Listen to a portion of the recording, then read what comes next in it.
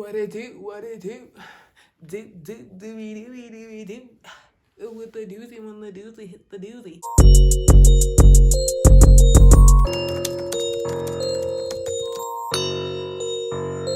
Hi guys, welcome back to my channel. My name is Boipelo. If you're new, welcome. I hope you do enjoy my content. If you haven't subscribed, you know what to do. Hit that bell, join the fam. So let's get it. Okay, so today this video is similar to the one I posted on Sunday, this past Sunday. Because I posted that video, the response I got, and I'm still getting from that video, I really did not anticipate. Like, honestly speaking, I literally was answering someone's question, but I literally had no idea the amount of people who really needed this information. But I guess it goes back to why I started speaking about my public hospital journey in the first place, and the fact that no one speaks about it. Maybe there's a shame attached to that, but yeah, I really am grateful that I can help you guys, because when I was pregnant, all I had was UK, US, Canadian YouTubers talking about their hospital experiences, and I was just like, I can't relate. I can't relate. And I just had to wing it basically.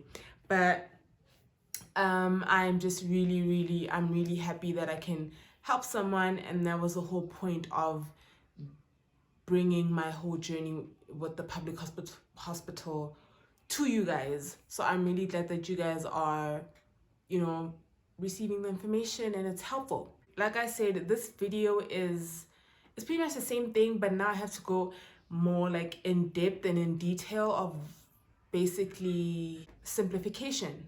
I was just simplifying the whole thing because I was just answering someone's question. But the more questions I get, the more I feel like, okay, I guess I need to answer more of these questions.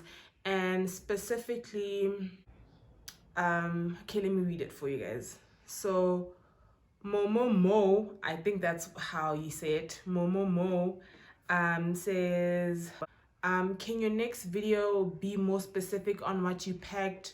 Cause hi, new mom vibes of one. And then she's like, Redom, I love your vibe though. Plus, not a lot of SA YouTubers go in depth when it comes to government hospital and labor. I will answer a lot more questions, but she's literally the reason why I'm doing this video. So thank you again. I'm really glad that I can be of assistance to you guys. I really am. So thank you for the question. Thank you for the comments. I love it. I love you guys. You guys, you have no idea. And yeah, it's all mummies, expecting mommies. So congratulations. I did share my love and respect for pregnant women and for pregnancy in general and for that journey. So bless your little angels. Congratulations guys, from the bottom of my heart. If you're a new mommy, expecting mommy, whatever, congratulations and God bless you and your little angel or angels. Yeah, I love you. My heart goes out to you. Anyway, so to answer that question, I will start with things to pack for you. I did mention that I had packed a gown. First of all, I did mention that I packed 2 bags, one for myself, one for the baby, because of the weather and the fact that it was cold, and winter things are big, so I needed 2 bags. So she's mentioned something about what's this? I will say that when I delivered the baby, there was no pillow, but I was fine. You know what I'm saying? I didn't need a pillow. You're not thinking about that. I didn't need a pillow, but there was no pillow. I'm even in the ward when I was waiting and I was in pain and I was on the bed. I had to use my polar fleece as a pillow and use my gown as a cover. I didn't care. I wasn't feeling cold, so I was just like, okay, I'll take my polar fleece, fold it up, use it as a pillow, because I wasn't sleeping. You're not gonna sleep. Okay, sleep is not going to be your number one concern. I went there, like I said, on Monday morning. I left Wednesday afternoon and I didn't sleep, not even for a minute.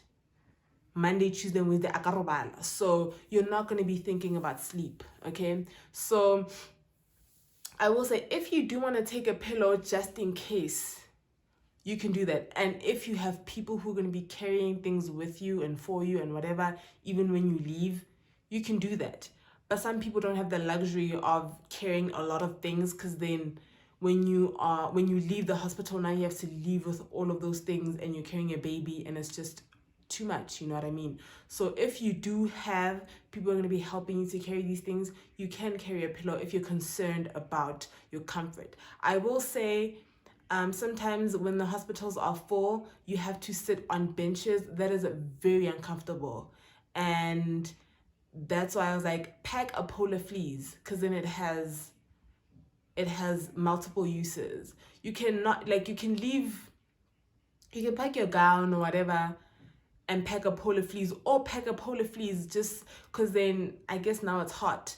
They can pack something to cover, you know what I'm saying? A polar fleece, if you're packing a gown and a polar fleece, you can take your polar fleece, if you're uncomfortable, use it as like a cushion for the bench.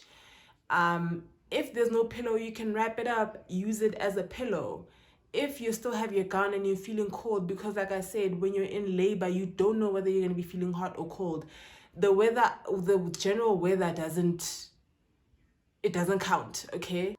And then I got a question from, same person, excuse me, from Momo. I hope I'm saying your name right. From Momo. She asked me if they allow birth partners during labor. They don't. They don't allow birth. And now with COVID, they definitely won't. Like, I'm not even sure if you're allowed to have people in the waiting room. I don't know. But they do not allow, they explained to us that you cannot have, they don't want visitors, first of all, in the ward. So when you're in the ward and you have visitors, you get out and you go to the waiting room or the visitors area and you talk to your people, and then you go back in. It's for the safety of the babies. You know what I'm like, you guys know that babies go missing and people steal babies. Not everyone has good intentions, you know what I mean?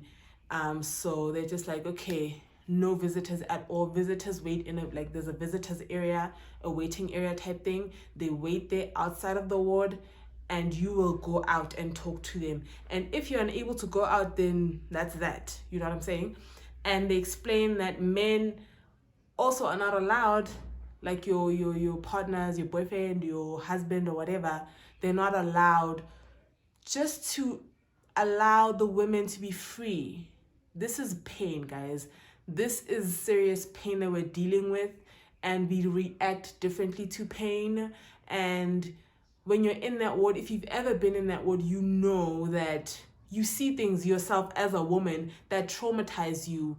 If you are, you're that type of person, you see things that would literally scare you, and you'll be scared of, like, oh my God, you know what I'm saying? But you're a woman. So it's to keep the women comfortable. If you're gonna roll around on the floor naked, do that. If you're gonna, like I said in my part 2, that there was a lady walking around with a lace gown, naked. She was walking around, and that's what you do when you're trying to speed things up. She was walking around naked, in the ward, and no one cared. So to preserve that, then they're like, no men allowed. Another question is from Ayanda.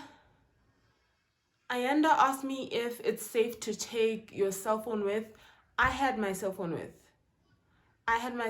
with. Simply because my boyfriend couldn't be there, but at least he could come and bring me food and bring me whatever I needed. I could tell him. Now, when you don't have a phone, if you need something, what happens? You know what I mean? So I had the phone for that. So I could let him know after I deliver. Like, how is he going to know that I've had the baby? So I had the phone to tell him, okay, I've had the baby, come get me. And I had the phone to tell my family, okay, this is how far I am, this is how the contractions are feeling, and to also make him feel involved. And I knew that he would be stressed because he couldn't be there. I was there for like 3 days, guys. So I knew that he would be alone back home, stressed and not sleeping. So it was also a way of kind of making him feel involved in a way. I was on the phone when the contractions were like really bad, I was on the phone with him like, okay, let me breathe. That time I'm on my knees and I'm swaying and swaying, you know what I'm saying, to speed things up. But I was on the phone with him. He heard me. Okay. So yeah. So if you want to take your phone with, and if you just have to keep your things on you. I'm not saying they're going to be thieves. I hope not. I hope people are not thinking of stealing people's phone in a labor ward. I didn't have that concern. You know, we're all there. We're all in pain. No one cares. You just put your phone in your bag safely and make sure your bag's always here. That's it. Some people don't even know where their things are when they're in labor. Like the pain just takes you out of it. You don't even remember certain things. So if you think you're gonna be able to be like, okay, you know, my bag is here, whatever, then you can take your phone with. And then Mpile, I hope that's how you pronounce your name. Mpile, Mpile, Mpile. Is that it? I hope so. Mpile was asking if snacks are allowed in the ward. I was there. The only thing I had of theirs was tea, but otherwise I ate my own food. When I left, I cooked. When I left, I had cooked for my boyfriend. I made something that I knew would last him at least 2 days, and then if he wanted takeaways, he could buy them. But I left. I made food so that I could take some of it and then leave some for him. So I had that, and then I had bring your own water, please. Bring your own water or juice or whatever you like to drink. Most preferably water. So yeah, you don't want to be like, I had my own. I was not. Just bring your own things. You don't want to be asking for cups and asking where the tap is and asking where the. You don't want. I didn't see them bringing water for us. I didn't see them. Water is important, and they are a hospital. They know that, but I didn't see them bringing water to us. So bring your own bottle of water. And like, did I have a foam cup?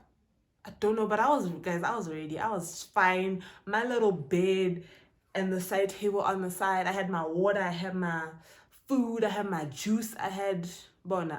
I was fine. I was not running around looking for things. So bring a bottle of water, even if it's a 1 liter. You don't have to bring a cup. It's yours. You're gonna be drinking. Don't drink with anyone. COVID, okay? COVID is out here, so you're not gonna be sharing your things anyway. Please remember, don't forget. So I had my own water and I was fine. I was never running around. Okay. So yeah, they do allow snacks because they can't force you to eat their food. They simply can't. You're a pregnant person. They can't choose your meals for you. They don't know what makes you nauseous and what makes, you know what I'm saying? So if you want to bring things that you're comfortable eating and you've gotten used to eating those things during your pregnancy, you can bring them. It's whatever. Like I said, you can bring your water, your juice, your whatever, and keep it in your bag. It doesn't have to be big things if you're just going to be in labor, because trust me, the last thing you're going to be thinking about is food. Because at some point I was hungry, but I was not trying to eat. Like I felt like eating is just gonna like you know what I'm saying? Like at some point you're just like, I'm hungry. You know when you're in pain, when people are in pain, they're like, I'm hungry, I need to pee, I need to, like, you're that person. Like you're just like, I'm in pain, I'm hungry, I'm thirsty, I'm this, I'm that, like I'm everything. But you're not gonna get water and drink. Some people don't even get water. They're like, oh, I'm thirsty, but they don't get the water and drink. Oh, I'm hungry, but they don't eat. They're just, you know what I'm saying, feeling a lot of things at one time, and they don't think to stop and do something about it. You know what I mean? So you can take whatever, just so you're not now, inconveniencing yourself, I guess. Yeah, so there's that. But when it comes to new moms, because Mama did mention that, like, the anxiety, like, I completely understand. Like, I completely understand. I was calm. I don't know why. I was very calm. And it comes with doing your research. Like I said, I was on YouTube and I couldn't find any essay YouTubers talking about this. And that is also going to make the anxiety worse when you literally don't know what to expect. So I hope I give you a little, like, an idea of what to expect. You know what I'm saying? Things might be different because of this pandemic. Things might be like completely different, but at least you have an idea that, like, do not depend on these people. Like, just go there and know that their job is to deliver your baby. You know what I'm saying? And don't expect too much. Just, I'm like, go with your own things. Like, if you're uncomfortable, no one care. Like some people will care, but generally they're just trying to deliver these babies, okay? So they're not gonna care what, oh, pillows are missing. They'll be like, there are no pillows, you know, and people will think, oh, that's insensitive. There are no pillows. Their job is to just deliver your baby. And as long as they've done that, they've done their job. You know what I'm saying? So you need to just go prepared. And I hope this video takes away a bit of that anxiety. And do your research and know what to expect from every stage of labor, from, you know, early labor, and how the pain is gonna gradually intensify. You know what I'm saying? And be calm. Like, just be calm. It's gonna come to an end. Like, my labor and delivery was 24 hours. My labor was 24 hours. Well, almost, let me say 23 hours. But it intensified towards the end. And I remember, because of how everyone describes the pain, I expected so much worse. I was in pain. Literally, when it started, I was like, my back is just sore because I've been sitting for so long. We were sitting on benches and I had to put my polo fleece down. And I was like, my back is just sore because I had to sit here. I wasn't realizing that, oh no, you're in labor. And I kept on standing up and the pain kept on intensifying. And that's when I was like, oh, actually I've been in pain.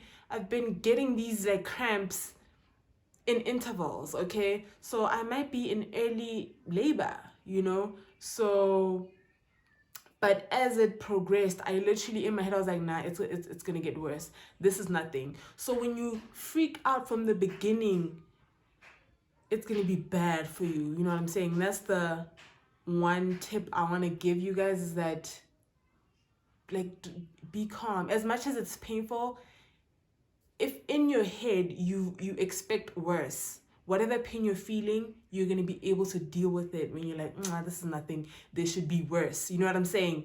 In my head, I was just expecting a lot more pain, and people were watching me walk around like a maniac.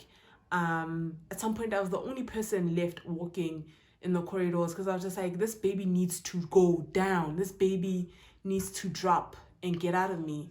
And it helped me, because when the nurse came and checked me, she was like, yo, your baby is right here. Like, you should be in so much pain. Why are you so stubborn? She was like, you're stubborn. Like, your baby's head is here, is literally right here, and you are silent. You are quiet. And I was proud of myself, because I was like, it really helped me, because then, fine, I was in pain, but I was like, it should be worse. It should be worse. And that's how I coped with it. That's how I was able to, like, keep working, keep walking, keep swaying my hips, keep doing all these things, because at the end of the day, you need to be helping your body. You need to be helping your body and not working against it. When you're in pain and you're just like, oh, I'm in pain, and you try to tighten and, oh my God, like, it's normal to do that, but you need to relax. Because contractions is literally your body just, your uterus just pushing your baby lower in preparation for them to go then into the birth canal. So you need to relax and let the contractions do the things, so that your labor can be faster. When you fight it, you slow down the process. So yeah, just, if you are not, just be calm and bring your own things, so that you're not stressing about other things. You know what I'm saying? You're not thinking about other things. Now you're not thinking about, but oh, there are no pads, and then now you're not even thinking about relaxing. Now you're like, oh my God, what am I gonna do? There are no pads. You know what I'm saying? So please be prepared, so that your mind is just relaxed and you're just not stressed about anything. And don't expect anything from anyone. Don't expect anything from anyone. that's it. Like, don't expect things from anyone. Bring your own things and you'll be fine. And you won't be offended when there are no pillows, and they're like, oh, there are no pillows. Because then you know how nurses are. You're going to be like, my bed doesn't have a pillow. And they'll be like, there are no pillows. And you'll be like, oh, that's so insensitive. You know what I'm saying? But if you don't expect anything, you'll be like, okay, cool. I have my polar fleas. You know what I'm saying? Just come prepared and make it a pleasant experience for yourself. Because some people are going to, not intentionally, but it might be ruined because of your expectations. All right, okay, I'm done preaching.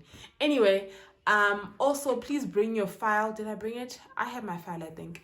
You take your file with you. The file that you were going to checkups and all of that. Even if, let's say you get taken to the hospital, you were going to whatever clinic in somewhere, I don't know, and then you and your family or your boyfriend decide to go somewhere. You know what I'm saying? You decide to go somewhere, maybe you're visiting a family member, and then you go into labor. There's no time to go back where you live or go back to the hospital that you were supposed to go to. You need to go to the closest hospital. And that is why I hope your nurses told you this, or whatever, wherever you go for checkups, wherever you go, same as with your baby, after you have this baby, wherever you go, you need to carry your file with you. As a pregnant person, you need to carry your file wherever you go. I don't care where you're going.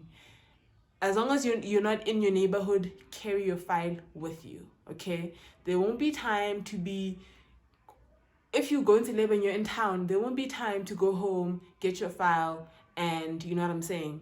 So please carry your file wherever you go, number one. Also do that with your baby, wherever you, like after you have your baby, if you're going to be leaving your house, please do that with your baby. Wherever you go, I don't care where you're going, carry your baby's clinic card or whatever that card, carry it with you wherever you go. Okay, so yeah, please, you carry your file with you, and yeah, even if you go to a random hospital by ambulance or something, you need to have your file with you. Oh, also guys, Lindela made a comment and said that she knows someone who gave birth at a private hospital and says that the Home Affairs offices are closed due to COVID. So please bear that in mind. I don't know if that is going to be, that's happening in public hospitals, but I guess it's just good information to know. So if you weren't in my comment section and you didn't see that, she did say that Home Affairs offices are apparently closed. So that makes sense to me. Mm-hmm. So I just wanted to pass that information on to you guys. I don't know who's gonna watch this. Also guys, okay, one last thing. Is it the last thing? I don't know if it's the last thing because I just talk too much. When you pack for yourself, I will say that you're gonna pack something you're gonna be wearing when you're in labor, and possibly during the delivery, because you don't know if they have the robes or not. You don't know. So you pack something for that. Also, did I pack? I didn't pack. I did pack something for when I'm for leaving the hospital, but I did not wear it. Like, I was just trying to get home, and also I was traveling by private transport. So if you're using public transport, then obviously you need to pack something you're gonna wear when you leave. Hey, please don't pack pants. Don't pack pants, guys. Oh, I don't know. I don't even know, because you be wearing a thick ass pad. It's so thick. Also, when you buy a pad, buy pads that are thick, guys. When you're buying pads, it's another thing I mentioned in the previous video. When you're buying pads, when you pack and you're buying pads, make sure they are thick. If you're not gonna buy these, what is that brand called? I don't know. But they're thick. The maternity pads. They're specifically maternity pads. They do not have wings. They look like the bottom part of a diaper, and they're very thick. So if you're gonna be wearing pants, rather wear joggers or something that's loose on your areas, because that thing is has to be super thick. Now when you're wearing pants that are normal pants, it's just gonna be too much you know, it's just too much. It's just too much. So if you're gonna be packing pants, then pack joggers or something light, something cotton that is very loose on you. Otherwise, just pack a long ass dress and, you know, and go about your business. But yeah, when it comes to pads, get something very thick. Like, get pads that are very thick and cotton. Make sure they're cotton based. You don't want, I don't know which brand it is, Always likes doing this. Like, Always likes, their pads are like, they're not cotton. They have a cover of some sort. I hate it. It takes a bit longer for the blood to be absorbed into the pad. So you want a cotton base so that immediately when the blood hits the pad, it's absorbed. You don't want to be walking around feeling like mushy and all of that. It's a TMI, but get something cotton based. If you're not gonna buy maternity pads, get something cotton based. If you want pads with wings, because maternity pads don't have wings. They don't have wings. It's just to, you know, you just stick it up there. That's it. But if you want your own, if you're gonna buy your own pads and you're not gonna buy maternity pads, get something thick that is cotton based. Read the pads and read all of that and be careful, because also you need something that's sensitive. You don't want a pad that's gonna hurt you. You know what I mean? You don't want a pad that's gonna make things worse for you. I really hope I covered everything I wanted to cover and everything you guys might be wondering about all of this. I really hope so, because now I'm realizing that the people who are watching this are people who are expecting, and I'm just like, well, obviously, duh, like, excuse my dumbness. If you have more questions, I won't make another video, but if you have more questions, ask below, like, I will answer them. I hope I've answered everything, but, you know, just don't overthink things. Try to simplify your life as much as possible, because, you know, hopefully you're just going to be there for a couple of hours. Yeah.